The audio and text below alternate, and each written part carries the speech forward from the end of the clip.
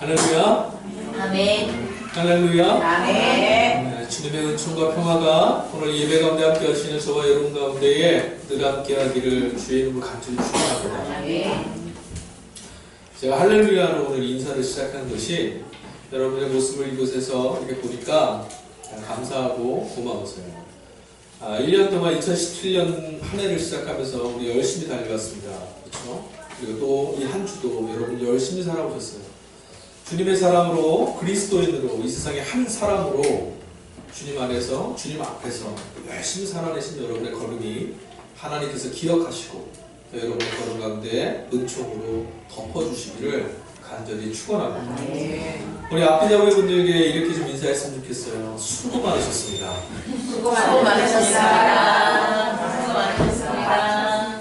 이렇게 한번 인사할까요? 주님의 평화가 함께 하시기를 빕니다. 주님의 평화가 함께 하시겠습니다. 아멘. 교회에서는 1년에 2번 큰 감사 절기를 지킵니다. 상반기에는 맥추절, 그 다음에 하반기에는 추수감사절 두 절기를 지키는데 이 감사절기에 관한 신학적 이견은 많이 있어요. 특히 추수감사절 같은 경우는 성경 안에 기록되어 있는 절기는 아니거든요. 구약의 전통에서는 맥추절과 초막절을 감사절기로 지킵니다. 캐톨릭에서는 부활절이 지난 이후 40일 지나는 목요일을 승천절로 지키는데 그 승천절 전에 3일을 풍년기원제로 지킨다고 해요. 또 있어요. 스위스에 가면은 개혁교회라는 교회들이 있는데 거기서 9월달을 감사절로 지키고 영국에서는 8월 1일을 라마스의 날이라고 해서 그날도 마찬가지로 감사의 절기로 지켜냅니다. 특별히 우리나라에서는 미국의 감사절기를 따라서 매년 11월 셋째 주일을 추수감사절로 지켜요. 저희 동료교회는 오늘 이번 2017년도에 11월의 첫째 주를 감사주일로 지키기로 해서 오늘 우리가 이 자리에 모였습니다. 미국을 이주했던 청교도인들이요, 미국 땅에 딱 도착했을 때 첫 겨울을 맞이하는데 그들이 뭐 곡식을 뿌린 게 있겠습니까? 뭘 했겠습니까? 혹독한 겨울을 지나게 됐었어요. 인디언들의 도움을 받아서 그들이 씨를 뿌리고 옥수수를 심고 다음 해에 추수를 합니다. 추수를 하면서 그들이 추수한 결실들을 바라보면서 무엇을 감사했냐면 추수한 이 풍성한 곡식들을 보면서 감사한 게 아니라 이때까지 우리를 살게 하신 하나님 감사합니다. 이 곡식을 받아서 이제 또 살아가게 하신 하나님, 이것을 보게 하시니 감사합니다. 그랬던 절기였어요. 미국 교회의 이 전통을 따라서 이 한국에서도 우리나라도 11월 셋째 주일 추수감사절을 지키고 있어요. 그런데 여러분, 제가 앞서서 말씀드렸지만 다양한 나라에 다양한 감사절기가 있습니다. 근데 여러분, 우리가 기억할 게 있어요. 추수감사절에서 우리에게 중요한 것은 추수가 아니라 감사에 있다는 거예요. 추수가 아니에요. 추수할 것이 있어서 감사한다는 얘기는 추수할 것이 없으면 감사할 게 없다는 겁니다. 그러나 우리가 수많은 날들을 감사의 절기로 지키는 것은 오늘을 살게 하신 하나님을 내가 믿고 그 하나님이 나와 지금 함께 하심을 인정하고 고백하기 위해서 감사의 절기를 지키는 거예요. 그러나 여러분, 바라기는 오늘 이 추수감사절의 예배가 우리가 돌아보았을 때 하나님이 우리를 이곳까지 인도하셨고 하나님이 우리를 살게 하셨고 또 그 하나님이 우리의 내일도 이끌어 가실 것들을 믿음으로 고백하는 그런 예배의 자리가 될 수 있기를 주의 이름으로 간절히 축원드립니다. 여러분, 먼저 여러분에게 또 한번 축복했으면 좋겠는데요.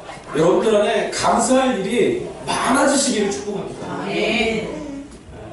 이거 참 좋아하시죠? 정말로 매일매일 하루에 한 가지 이상 하나님 앞에 정말 감사 안 하면 견딜 수 없는 놀라운 일들이 우리의 삶 안에 풍성하게 있기를 간절히 축복합니다. 그런데 여러분, 이것보다 더 중요한 게 있어요. 내가 더 중요한 축복을 하나 해드릴게요. 감사할 일들이 많아지는 축복 말고 더 중요한 거 뭘까요? 여러분들 감사할 수 있는 사람이 되실 수 있기를 축복합니다. 감사할 일들이 많아지는 것도 복이지만 더 중요한 건요, 감사할 수 있는 사람 되는 게 복이에요. 감사할 일이 많아진다면 아까도 말씀드렸지만 감사할 일이 없으면 감사할 수 없고 행복할 수 없는 사람이 되는 거예요. 그러나 감사할 수 있는 사람이 되면 언제 어디서나 가난하거나 부하거나 배고프거나 풍성하거나 병들어 있거나 건강하거나 언제나 행복할 수 있는 사람이에요. 여러분, 우리 앞뒤 자매분들과 다시 한번 인사합시다. 감사하는 사람, 감사할 수 있는 사람이 되십시오. 감사할 수 있는 사람이 되십시오. 여러분, 감사할 일이 많다는 것과 감사하는 사람이 되는 건 결코 동요가 아니에요.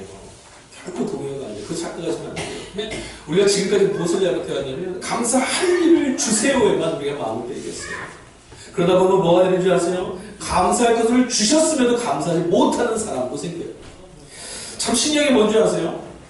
똑같은 상황, 똑같은 일, 똑같은 상황과 여건과 환경 속에서도 사람들 반응이 너무 다릅니다.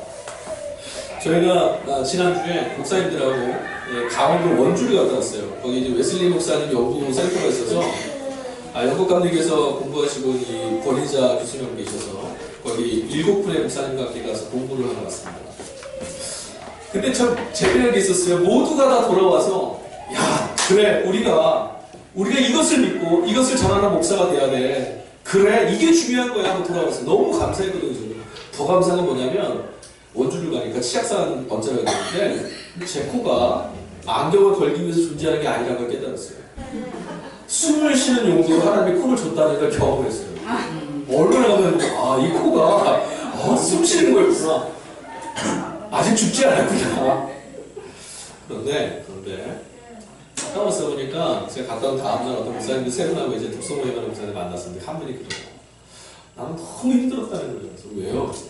오고 갈 때 그 안에서는 은혜가 넘쳤고 너무 좋았는데 갈 때랑 올 때 너무너무 힘들었대요. 왜요?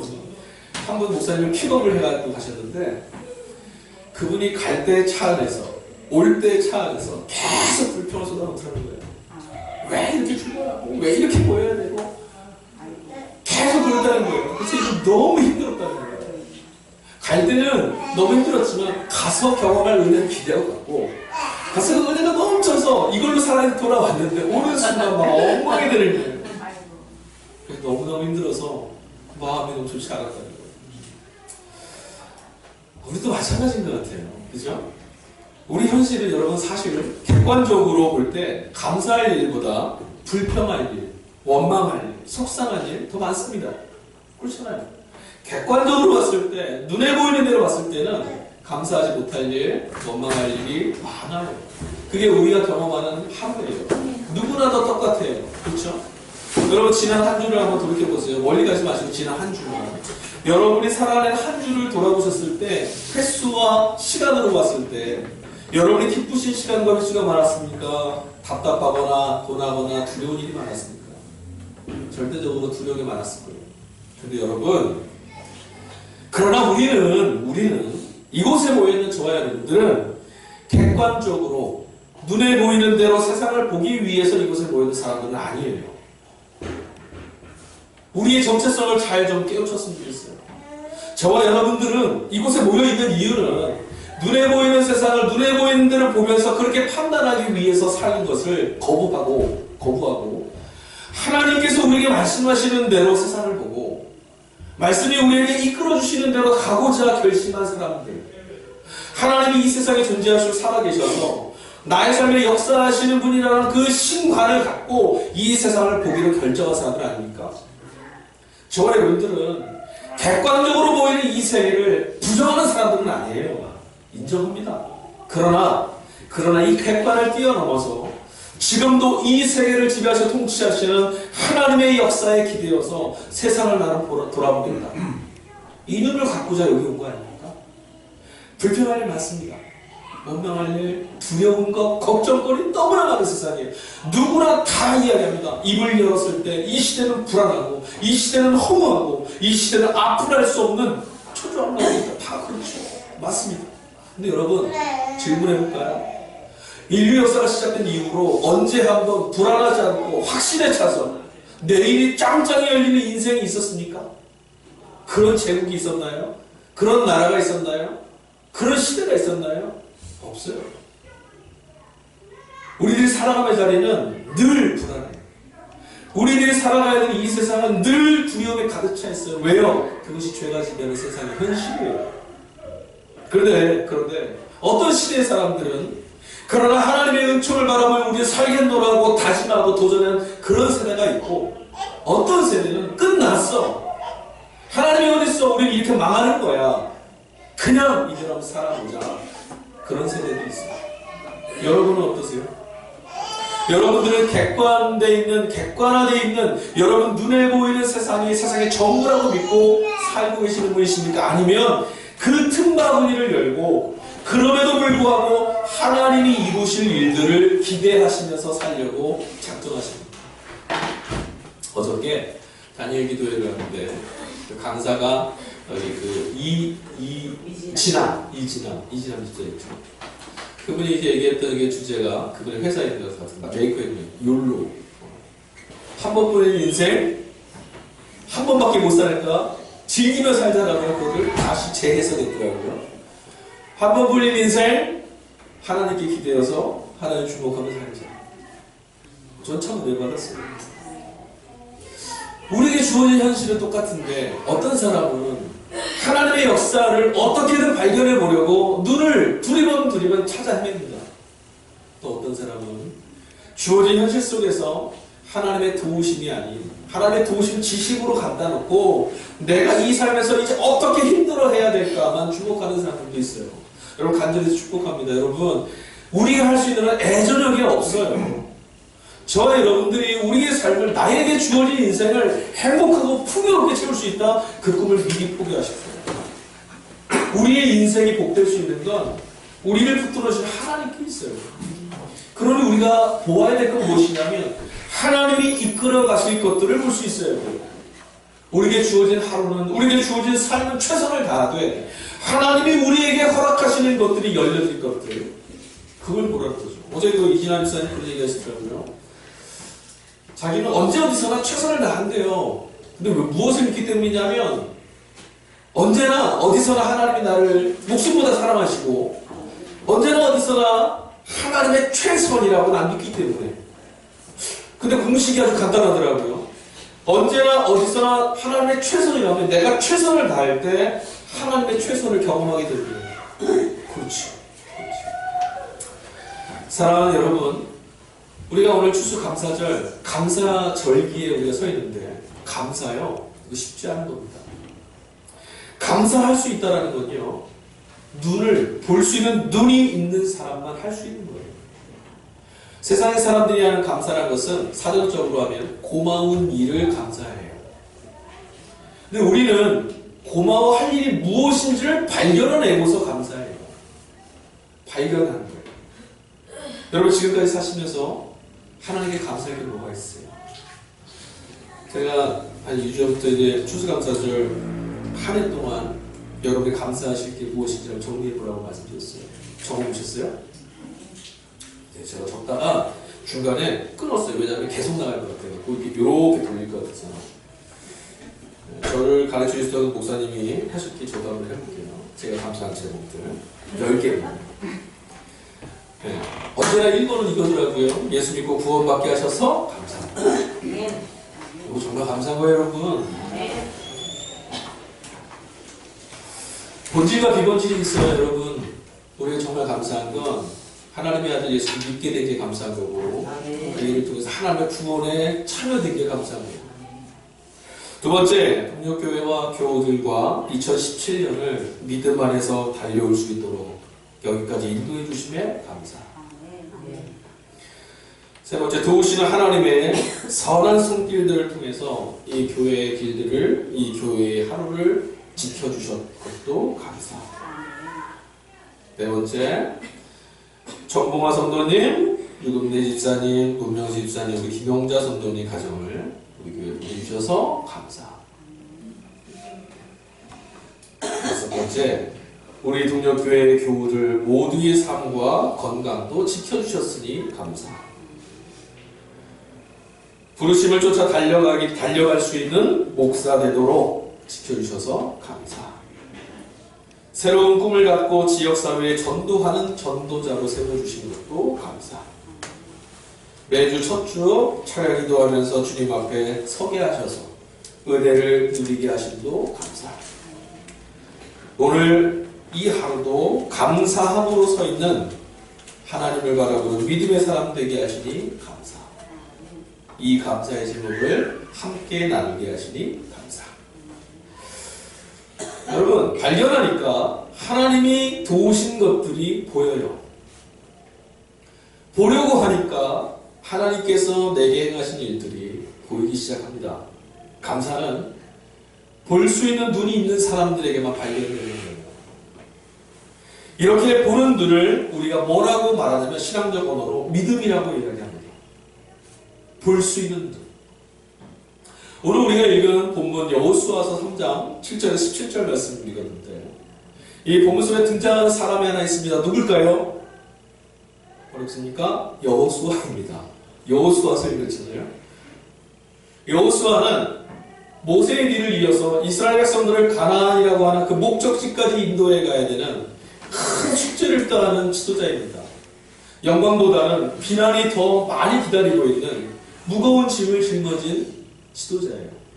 어디로 가야 될지 자신의 능력으로 먹일 수도 없고 입힐 수도 없는 그냥 앞을 향해 내달아 가야만 하는 지도자입니다. 이거 여러분 이런 자리 맡기시면 하시겠어요? 오늘 말씀을 보니까 여호와께서 여호수아에게 이르시되 이렇게 이야기하기 시작해요. 신기한 걸 제가 발견했어요. 모세를 뒤를 이어서 이 출애굽 여정에 있던 사람이 한두 명이 아니거든요. 수백만의 사람이 있습니다. 그런데 지금 하나님이 누구에게 말씀하시냐면 여호와께서 여호수아에게 이르시되요. 여호와께서 이스라엘 지파 누구 지파에게 이르시되 이것도 아니고 여호와께서 이스라엘 장막에게 이르시기도 아니고 하나님께서 여호수아에게 이르시되. 그래서 제가 이런 질문이 갑자기 떠올랐어요. 왜 하나님은 조용히 해라. 진지해. 왜 하나님은 여호수아에게만 말씀하셨습니까? 이런 질문 안 떠오르세요? 저는 욕심이 많은 사람이거든요. 하나님이 이 사람한테만 대화하시면 저는 화가 날 것 같아요. 사람 차별하십니까? 하나님이 여호수아에게만 말씀을 계속 말 얘기해 주세요. 이스라엘에게 이렇게 얘기해 주고 너는 이렇게 하고 이렇게 말해 주어라. 아니 직접 하시면 되잖아요. 직접. 왜 하나님은 여호수아에게만 말씀하셨을까? 그래서 여호수아는 어떤 사람이었길래 질문을 하게 됐어요. 여호수아가 좀 특별했을까요? 남들보다 키가 더 크고 남들보다 능력이 더 좋고 남들보다 핸섬하고 재력이 있고 이런 사람이었을까요? 그건 아닌 것 같아요. 왜? 성경에 그런 말은 안 나오거든요.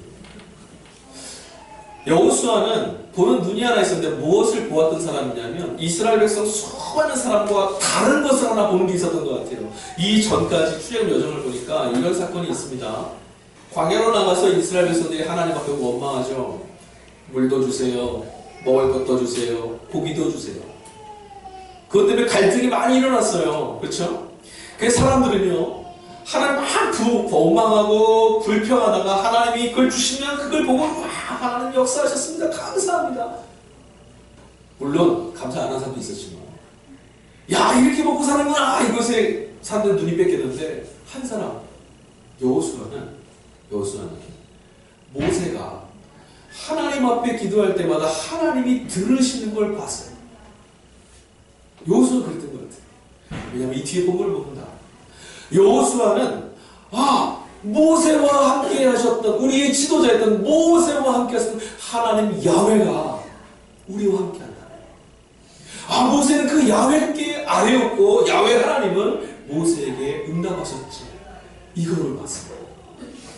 여러분 오늘 우리도 우리에게 주신 것에만 마음을 뺏기지 마시고 우리가 누린 것들 그거 말고 우리에게 주시는 하나님을 볼 수 있기를 주목하실 수 있기를 간절히 소망합니다. 여호수아는 그곳에 아주 유심히 바라보았던 사람 같아요. 하나님이 누구시길래 모세가 기도하면 아말렉과 거의 그 전투 있을 수 없는 전투에서 승리를 경험하게 하실까? 하나님께 나아가면 하나님이 도우시면 되는 거구나. 여호수아는 그걸 보고 그것을 이스라엘에서는 그걸 못 봤어요. 그래서 뭐 했는지 아세요? 만나가 떨어졌을 때는 먹고 살 수 있구나 했는데 고기가 보이지 않으니까 하나님께 원망해요. 고기가 없습니다. 맥주라기를 보내시니까 와 했는데 어느 곳에 물이 없으니까 또 원망합니다. 모세는 어땠을까요? 그러지 않았어요. 여호수아는요? 그러지 않았어요. 왜요? 주시는 하나님을 보고 있었기 때문에. 그가 믿음이 있었다는 것이 정말 사실일까요? 여호수아는 정말 믿음이 있었던 사람이었을까요? 여호수아가 하나님 앞에 온전한 사람이었을까요? 네, 그렇습니다. 오늘 말씀을 보니까 하나님이 여호수아에게 이렇게 말씀하세요. 너는 가서 일어나라. 뭐라고요? 내가 모세와 함께 했던 것처럼 너와도 함께하면 너는 알게 될 거야. 그리고 나서 백성에 가서 이야기하라니까 여호수아가 뛰쳐나가서 이제 뭐라고 말하냐면, 뭐라고 지켜요. 쟤네 요단강을 건너가고 언약궤를 가져가고 건너가라 하면서 그다음에 뭐라고 말하냐면, 하나님이 너희와 함께 하심을 너희가 알게 될 거다라고 얘기해요. 다시 말씀드릴게요. 하나님이 여호수아에게 찾아가서 오늘 7절부터 읽으면 뭐라고 하시냐면, 내가 모세와 함께 하였듯이 너와도 함께함을 너는 알게 될 거다. 이거 뭐예요? 앞으로 내가 너에게 보여주겠다 이런 거죠. 여호수아가 나가서 말했어요. 백성들에게 너희에게 하나님이 지금 함께 하심을 보게 될 거야, 알게 될 거야. 근데 여러분, 여호수아가 이렇게 이 말씀을 듣자마자 나가서 백성에게 말했거든요. 그래서 요단을 건너가자 말했단 말이에요. 그런데 생각해 보세요. 7절 이후에 8절을 지나서 백성에게 말할 때까지 하나님이 여호수아에게 모세와 함께 하셨던 것처럼 뭐 보여주셨습니까? 아무 사건도 없어요. 이 8절 넘어가는 한 절 사이에 아무 사건 없어요. 그냥 나가서 말했습니다. 우리는 이렇게 말합니다. 하나님이 너와 함께하는 증거를 내가 보게 해줄게요. 지금 결제해 주세요. 안 보이잖아요, 하나님. 근데 여호수아가 나가서 말해요. 너희들은 하나님이 너희와 같이 보게 될 거야. 아니, 자기도 지금 본 게 없는데 나가서 말한다는 게 말이 돼요? 그럼 둘 중에 하나 아니겠습니까? 여호수아가 나는 보지 못했지만 거짓말을 하거나, 아니면 우리가 행간에서 읽지 못했던 하나님이 그와 함께 하심을 그가 보았다라는 두 가지 사실밖에 남지 않아요. 여호수아는 무엇을 보았냐면, 아까도 말씀드렸지만 자신의 지도자였던 모세가 하나님과 함께하고 하나님이 그와 함께 하셨던 것들을 보았어요. 그래서 내가 내 종 모세와 함께 하였듯이 라는 말씀을 듣자마자 여호수아는 모세와 함께 했던 하나님을 바라보았던 자신을 다시 기억했어요. 그래, 내가 하나님이 모세와 함께 하였던 것들을 내가 보았다. 내 삶에도 그러므로 하나님이 모세와 언약하시고 약속하신 대로 역사하셨다며 하나님이 내 삶에서도 역사하신 것들은 분명한 사실이에요. 여러분, 우리는 성경 말씀을 읽으면서 하나님의 약속을 받습니다. 왜 예수를 믿고 하나님을 믿는 것이 우리의 소망인 줄 아세요? 이 안에는 약속이 담겨 있어서 그래요. 근데 이 약속은 7절과 9절에서 넘어가는 사이에 아무것도 없듯이 우리에게 아무것도 보이진 않아요. 객관적인 사실도 아니고요, 눈에 보이는 현상으로 나타나지 않을 때도 있어요. 이때 우리는 하나님이 내게 아무 일도 역사 안 한다라고 포기할 때도 있어요. 단일 기도가 시작돼서 이제 4일 지났어요. 4분의 강사 설교를 제가 등록해서 요약을 써머리를 하고 있는데, 그 4분의 간증을 들으면서 경험한 건 딱 하나예요. 남는 건 뭐였냐면, 보는 사람들에게 하나님은 여전히 역사하신다. 보지 않는 이들에게 하나님은 존재하지 않지만 보는 이들에게 하나님은 지금도 너무너무 생생하게 살아 역사하신다. 목사님들한테 대화하면서 그런 말 했어요. 신학적인 이론들 막 이야기하고, 제가 신학적인 얘기를 하고 막 이제 논박을 많이 하는 사람인데, 근데 있잖아, 하나님과 동행하고 살아온 사람에게 뭐가 필요하겠어? 그렇지 않습니까? 그 내분의 강사를 보면서 제가 느꼈던 게 뭔지 아세요? 하나님께 손을 내민 자에게 하나님 그 손을 절대 뿌리쓰지 않으셨다는 거예요. 이스라엘 백성들에게 여호수아가 말합니다. 너희 가운데에 하나님이 함께 하심을 너희가 알게 될 거다. 저는 오늘 이 시간에 여러분들에게 똑같은 말씀을 드리게 됩니다. 여러분의 삶 가운데에 하나님이 함께 하시고 동행하심을 여러분 반드시 알게 되실 겁니다. 여러분들 가운데 여러분의 인생을 이끌어 가시는 하나님의 도우심을 여러분들이 고백할 수 있는 날이 반드시 올 줄 믿습니다. 여러분, 그날이 반드시 온다면, 그날이 성경에 기록되어 있다면 여러분, 우리는 어떻게 해야겠습니까? 그날을 보기 위해서, 그날을 발견하기 위해서 모세처럼 여호수아처럼 하나님의 말씀을 향한 믿음으로 반응해야 되지 않겠습니까? 오늘 아까 제가 말씀을 처음 열 때 그랬죠. 이스라엘 수많은 사람들인데 왜 유독 여호수아에게만 하나님 말씀하셨느냐? 여러분, 이 말씀을 듣고 여호수아가 나와서도 말합니다. 하나님의 말씀을 들어라. 너희 중에 하나님이 함께해서 너희가 알게 될 것이다. 그러나 여호수아가 전한 이 말을 듣고 다 믿었던 건 아니에요. 이스라엘 진중에 있는 사람들이 다 여호수아가 전한 하나님의 말씀을 확신했어요. 전 여기서 이것을 생각해 봅니다. 누구는 들어도 듣지 않는 사람과 똑같고, 어떤 사람에게는 들리는 소리가 그 인생을 바꿀 수 있는 생명으로 다가옵니다. 여러분, 저는 설교를 준비하면서요, 이런 마음으로 준비를 합니다. 저는 설교를 원고를 준비하는 게 참 어려워요. 설교 이 본문 말씀을 딱 잡아들었을 때 저한테 메시지 너무 분명하고 생생한데 그것을 준비하면 참 어려워요. 매주 자괴감이 빠져요. 어떻게 전달해야 될지, 어떻게 해야 더 효과적일지 답이 잘 안 나요.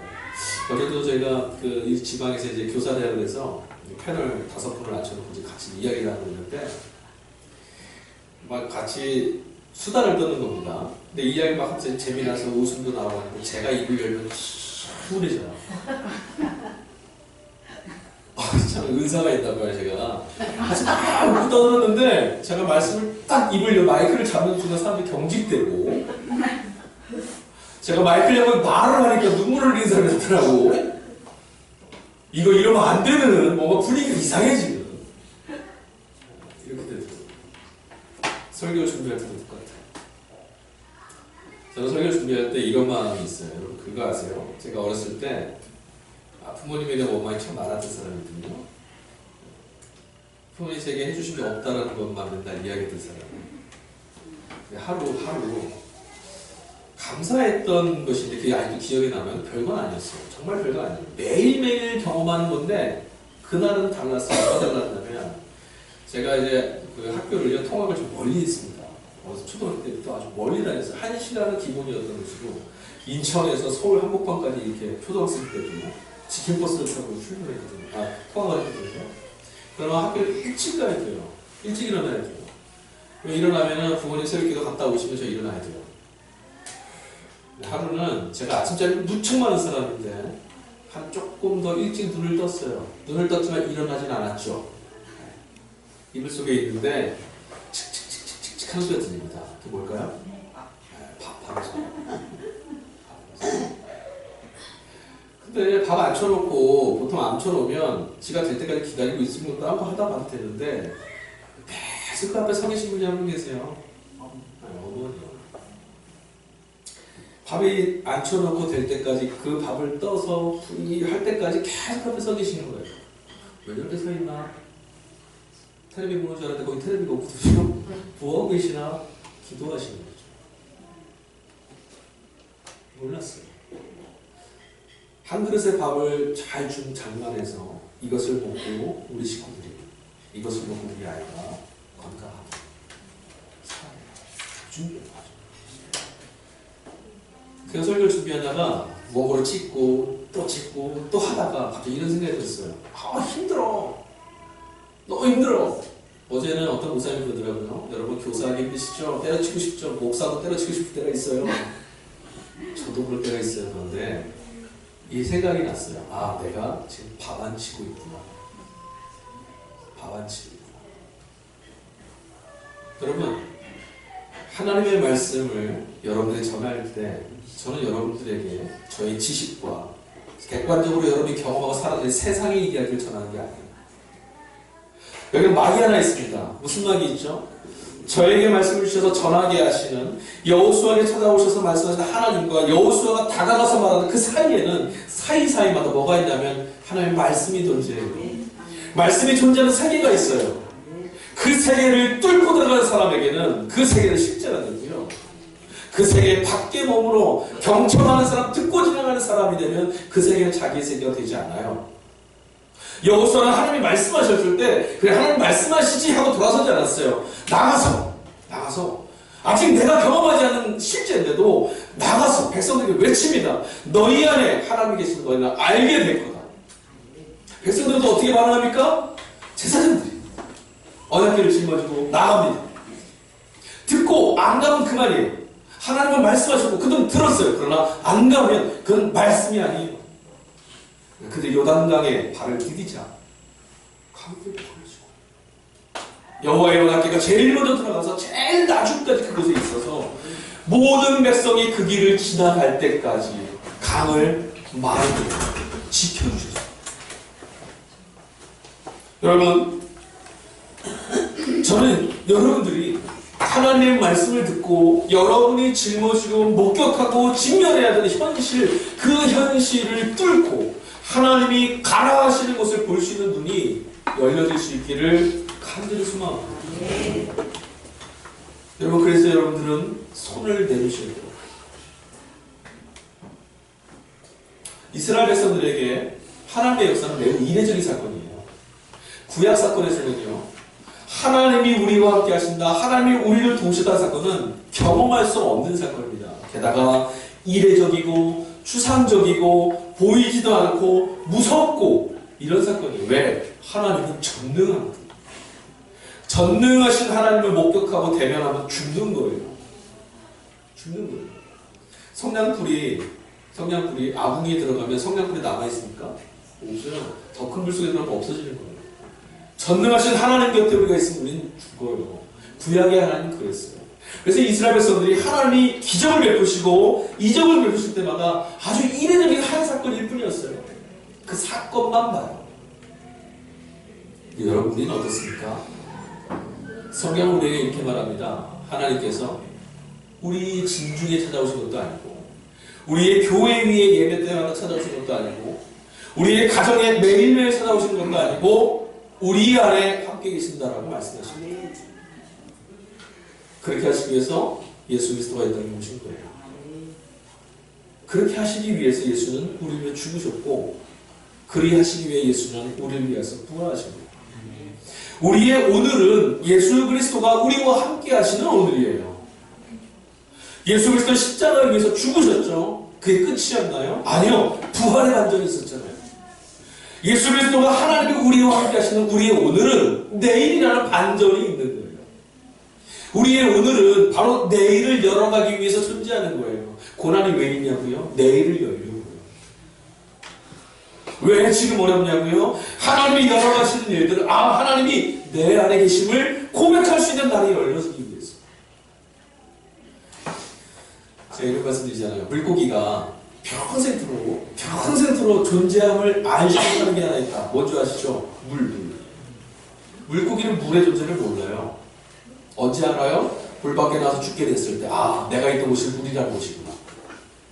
우리는 하나님의 은총 가운데 늘 있지만 하나님의 은혜를 발견하지 못할 때가 많아요. 지금 여러분 안에 일주일에 여러분의 삶 가운데 하나님이 함께 하셨으면 제가 이렇게 말해도 하나님 어디 계셨는데 되묻고 싶은 분이 있을 거예요. 그러나 하나님 뜻이 아니라 우리 탓입니다. 유주하세요. 그 하나님을 고려하지 않았잖아요. 제가 수련회 할 때 설교를 하거나 강사가 오시거나 집회를 할 때마다 우리 목사님이 늘 이런 말씀하셨어요. 소개하시면서 마음문 열고 되게 상투적인 말로서 들리거든요. 마음문 열고 은혜 받으시길 소망합니다. 저도 오늘 이렇게 말씀드릴게요. 여러분, 하나님의 말씀 앞에 마음문을 여시고 하나님의 말씀이 여러분에게 도전하시고 주시는 대로 들으시고 그래서 하나님이 주시는 은혜와 은총을 누리실 수 있기를 축복합니다. 아멘. 여러분, 따뜻한 밥을 하나님이 지어주셔서 그 밥을 먹고 여러분 잘 사셔야 돼요. 왜? 따뜻하게 하나님이 은혜의 밥을 먹으라고 딱 줬는데 잘 차려졌네. 그러나 돌아서 왜 배고라 하시는 거예요? 객관적으로 주어진 이 세상에서 여러분이 뭔가를 하시려면 교회가 아니라 여러분 교육받은 거 하시면 돼요. 장사를 잘해서 내가 부자가 되고 싶으시면 성공한 누군가를 찾아가세요. 윤리적으로 도덕적으로 존경받는 사람이 되고 싶으면 교육을 받으러 가시면 돼요. 우리는 왜 이곳에 모였습니까? 내가 보여주는 세계 너머를 가르쳐 주시는 하나님의 세계를 보기 위해 있는 거예요. 그러려면 보기 위해서, 듣기 위해서 우리의 마음을 열어놔야 돼요. 여호수아가 뭐라고 말합니까? 너희는 하나님의 말씀을 들으라. 너희는 하나님의 말씀을 들으라. 여러분, 하나님의 말씀은 듣는 거예요. 듣는 거, 들리는 게 아니고요, 듣는 거예요. 다시 말씀드릴게요. 하나님의 말씀은 들리는 게 아니라 들으시는 거예요. 기도요, 기도의 자리에 있는 게 아니라 기도하는 겁니다. 예배요, 예배의 자리에 여기 있어서 예배하는 게 아니라 예배 드리는 거예요. 은혜요, 은혜는 하나님의 은혜는 한 번도 멈춰진 적이 없어요. 1초도. 이 땅에 하나님의 은혜는 멈추는 역사가 없어요. 하나님의 은혜는 사람을 차별하지 않아요. 그런데 왜 누군가는 하나님에게 은혜를 베푸셨습니다 말하고 누군가는 나를 저주받고 삽니다라고 말하게 되냐 이거죠. 왜요? 하나님이 주신 은혜를 왜 그 밥을 내 손으로 떠서 먹을 생각 안 하는 거예요? 사랑하는 여러분, 하나님은 우리에게 은혜 베푸시기를 원하시는 거예요. 하나님은 제가 성경을 읽어보면 첫 장부터 마지막까지 계속해서 발견되는 거예요. 하나님 끊임없이 말씀하세요. 너 좀 잘 살아. 저 한국말로 이렇게 말할게요. 너 좀 잘 살아. 좀 잘 살아. 근데 우리는 내가 제가 그래요. 목사님들하고 그 세미나 갔다 와서 차 안에 다 흘렸어요. 그래서 거기서 목사님이 또 질문하고 했던 데 뭐 했냐면 제가 그냥 솔직히 말씀드릴게요. 목사님, 알겠어요. 예수님 목사님이 그렇게 하신 것도 알고 예수님께서 그렇게 하신 것도 알고 하나님께서 그렇게 하신 것도 알아요. 우리도 그렇게 하고 싶어요. 그런데 은혜를 향해서 손을 내밀지 않으면 어쩌면 좋아요? 제가 좀 아픈 말을 하네요. 여러분, 하나님의 은혜는 손을 내미는 자에게 주죠.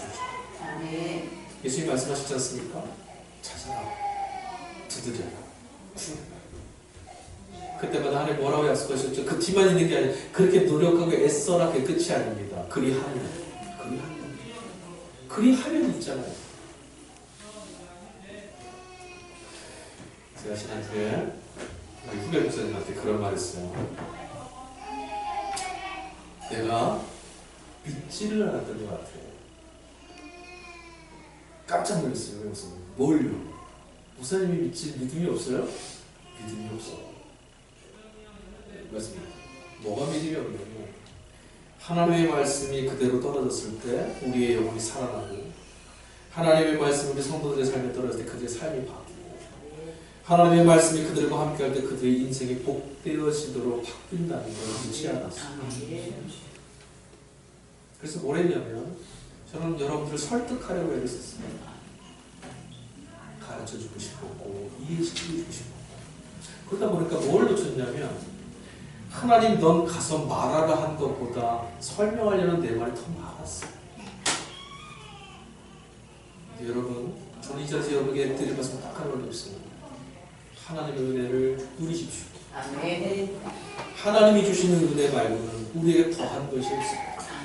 주의 이름을 찬양하고 하나님 나의 구원 되시고 경험하시면 됩니다. 찾으시면 됩니다. 하나님이 이거는 제가 정직하게 말씀드렸어요. 제 삶에 하나님 지금도 살아계시고 하나님 지금도 여기서 제게 말씀하라 말씀하세요. 그 하나님을 만나시고 이스라엘 백성들이 여호수아가 전한 그 하나님 말씀을 반응했을 때 그들은 요단을 정말 건넜습니다. 건넜어요.